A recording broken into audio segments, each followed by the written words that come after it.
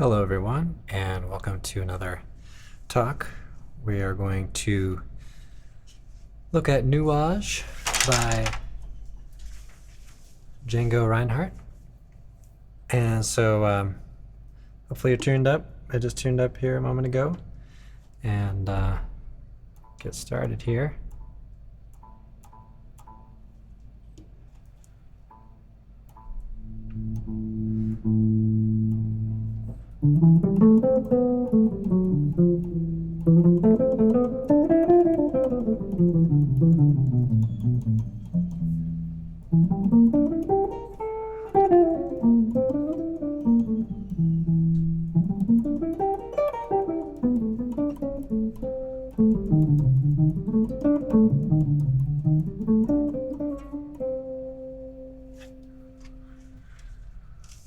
All right, so a couple of things. Talk a little bit about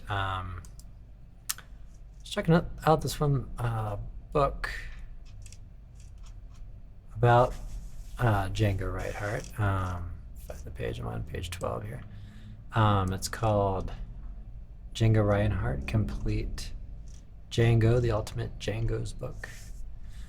But it has some important old dates. It has kind of nice cover. I haven't really seen this, so maybe I'll share a look at it for those who are watching here.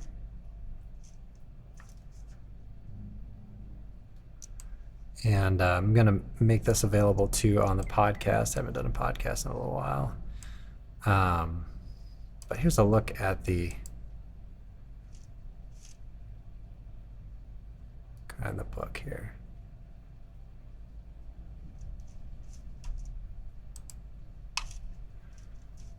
So pretty cool. But a couple interesting things. I was watching a little bit of a video just on YouTube, I think, about Django Reinhardt, and just talking a little bit about how he started out and stuff. But one interesting little thing, it says here in 1922, the first banjo guitar offered by a neighbor. So sort of interesting. I didn't know that the banjo guitar went back that far even, and I didn't know that Django Reinhardt played one either.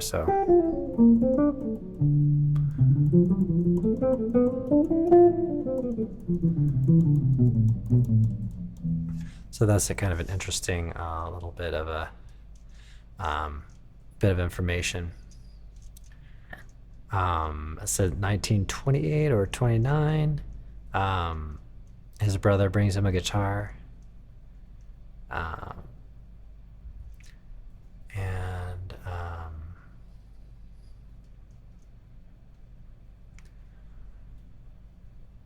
So a little bit of information there on a few things, but The mic's off. He also had an injury, so I'm not going to maybe go over exact dates and everything, but just a couple of things. So he had an injury on, he was involved in a fire, I think, while sleeping maybe, and ended up burning his I think mainly like left side, and his hand was involved in the injury, so it was pretty bad, and so he ended up playing a lot with just kind of two fingers. All right, so just a little background information that might all be review for a lot of folks. I don't know, but we'll start out kind of talking about this a little bit.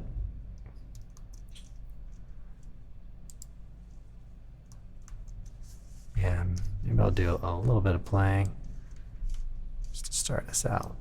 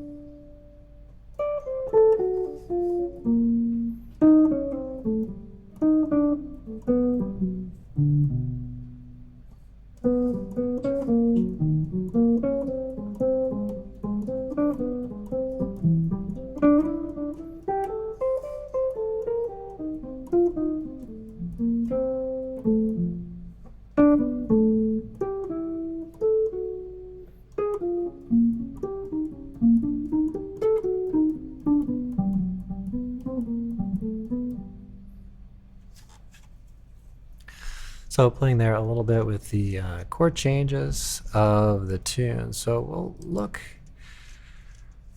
a little at it. And so first things we'll do is get just kind of a broad overview of the tune and think a little bit about the key center and what areas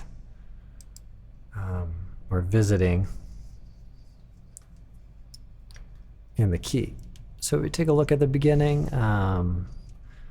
see a 2-5 progression, another 2-5 going into G, and we have key of 1 sharp key signature. Go down to the end. We see we also end on G. It goes to G several times. So oftentimes with a piece of music, if you're looking at sheet music, you want to think about, you see a key signature, think, well, maybe it's E minor, maybe it's G. So here it's pretty clearly going to G, and we do visit the 6th chord in that key. So let's go ahead and just find a couple of these spots where we're playing here. So we have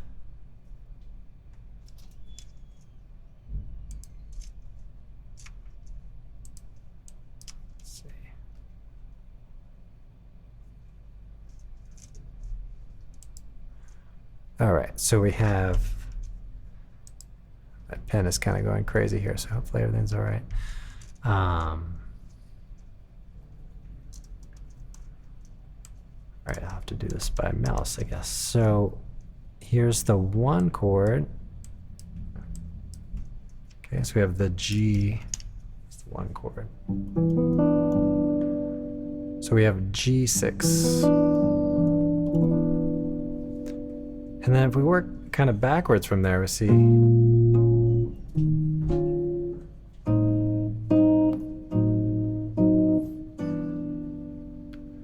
okay, so then you can create, and then after that we see a little motion. So you might have, okay, you might also have maybe other little motions like that, or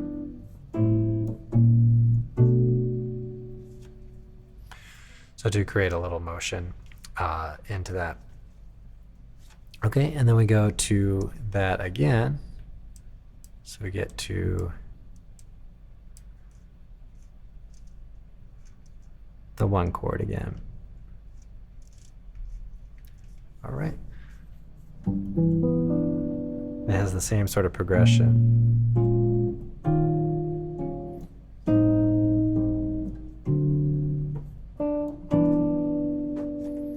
So I'm a little hesitant to play too much of the melody because copyright kind of things, but you can kind of hear that note, that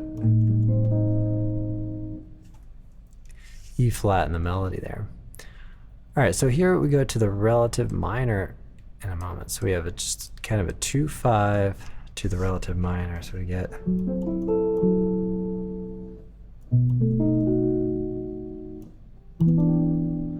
so in the key of G, you might say, okay, that's 7, the F sharp minor 7 flat 5, to the B7, which would be the 3, but major, and then the E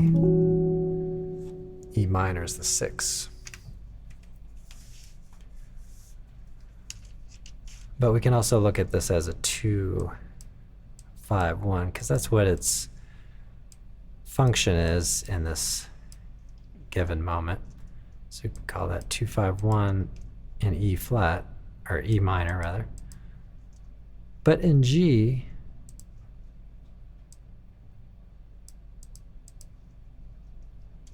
might say, okay, 7 for the F sharp minor 7, flat 5, and then the B7, say a 5 of 6, so that would be a secondary dominant, and then this would be the 6th chord. So it's a kind of a matter of the perspective.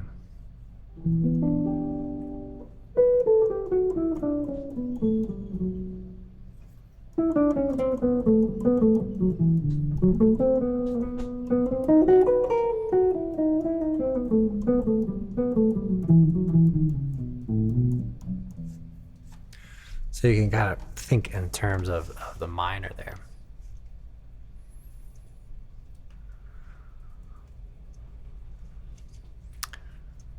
All right, and then we get to this A7, which we could think of that as 2 chord. And then we get this little movement, flat to A flat 7. So we get this A7 and then back down. Let me see if I can get the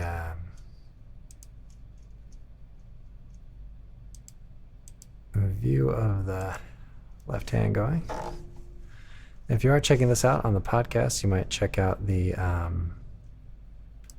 member area on YouTube, so you can see the video version of this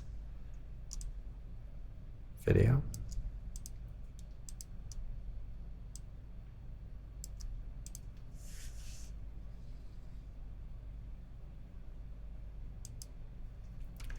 So bring the hand in there. Okay, so we're looking at A7. So a little movement really back and forth to the 2 chord.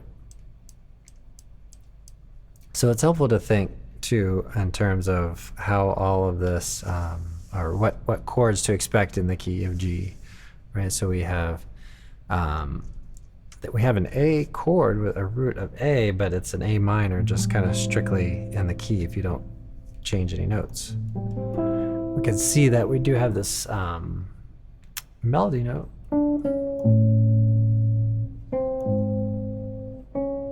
So the C sharp, right? So that's what makes that major. And that's in the melody. Okay, so we get the D7. So one thing we could say about the A7 in the kind of the grand scheme of things is we've got a 5 of 5, so secondary dominant. And then the D7 becomes the 5.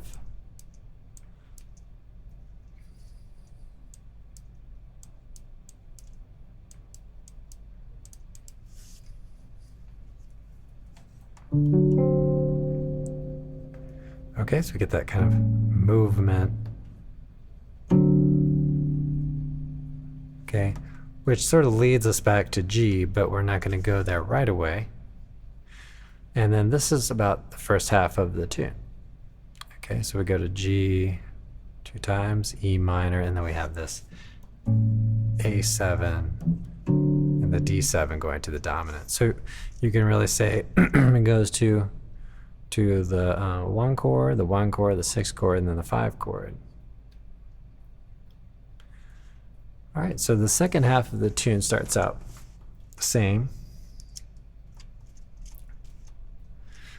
So you can look at this. So we have this 1 chord, the G6. And then we have this 2-5 ahead of it, and it's kind of altered, right? So we get this flat 5 and D7 flat 9. It's a nice effect because the ear kind of hears, is this going to a minor chord, and then it goes to the major chord.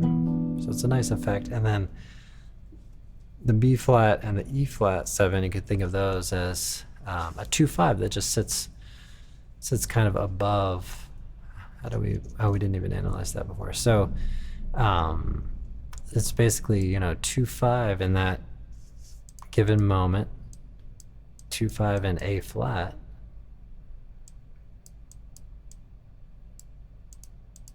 Right, and then we get the 2-5, which kind of G minor, but we'll call it G. Okay, but then in the overall area here, we could say the B flat minor 7, E flat 7. We can call that also key of G. So we would just call that flat 3 minor to the flat 6. All right. So sorry about all the clicking. This seems like my notepad is mapped to the wrong screen or something. Let's see if I can fix that here real quick. Driver is not responding. Okay, that may have something to do with it. We try the old unplug, wait a few seconds and plug in again.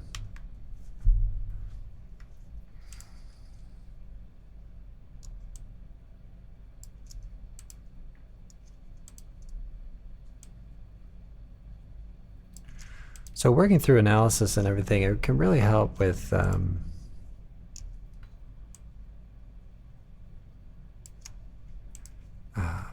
just understanding the tune and also, well, improvising on it.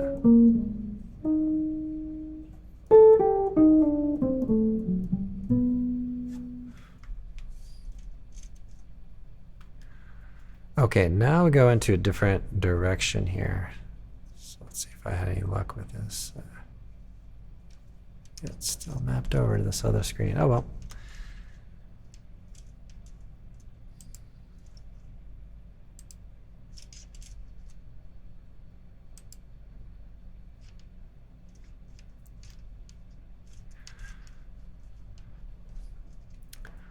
Okay, so we're gonna have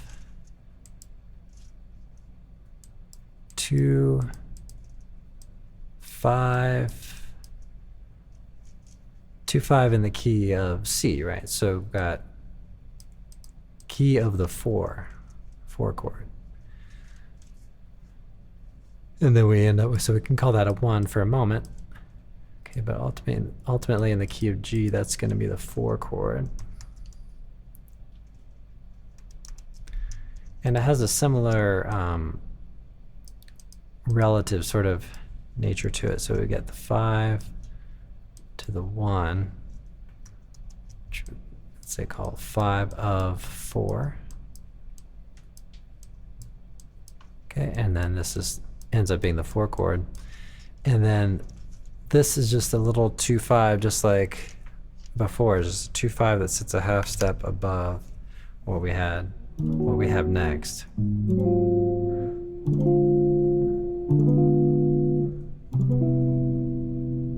Okay, so that goes to the 4 chord. All right, but ultimately that's a 2-5 in the key of D flat.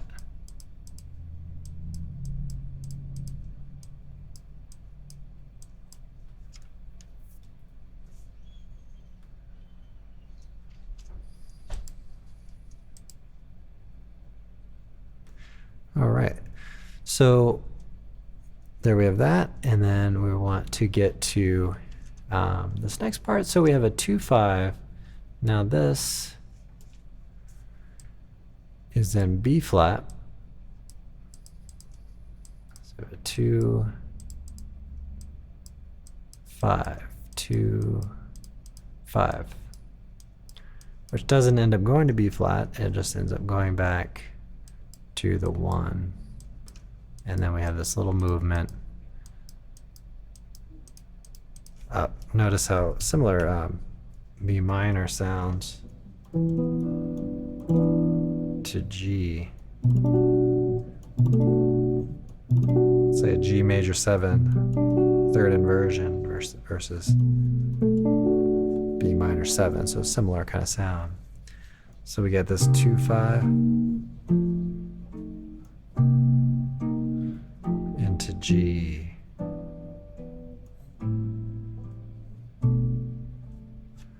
Okay. And and then we end up back to where we began. So we have a bit of a 2-5 in A flat. We have a bit of a 2-5 in G. Okay, then we get this 4 chord for a moment, dominant, and then 1.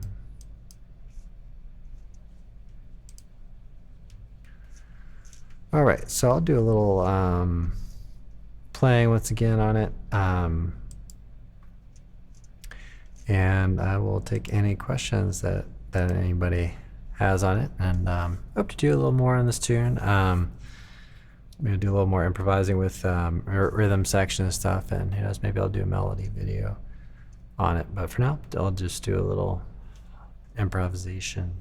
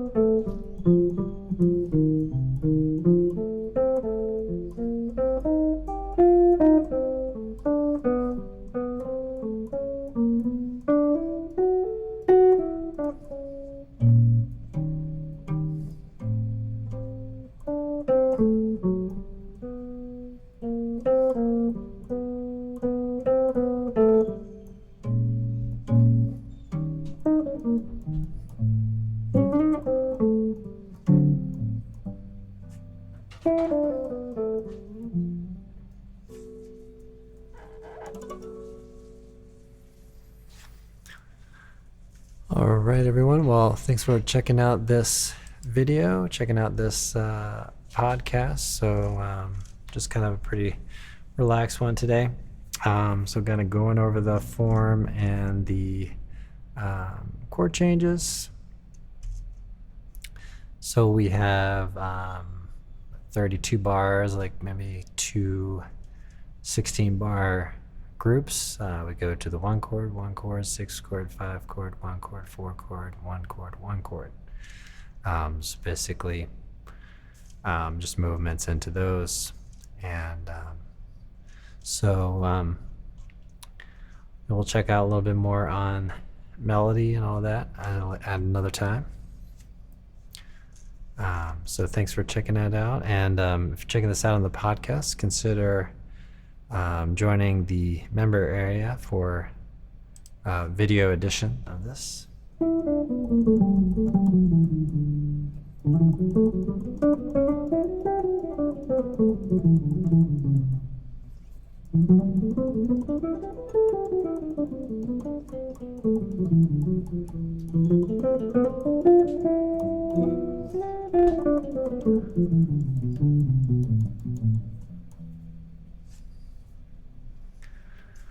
All right, everybody. Thanks again, and I will see you all in the next one.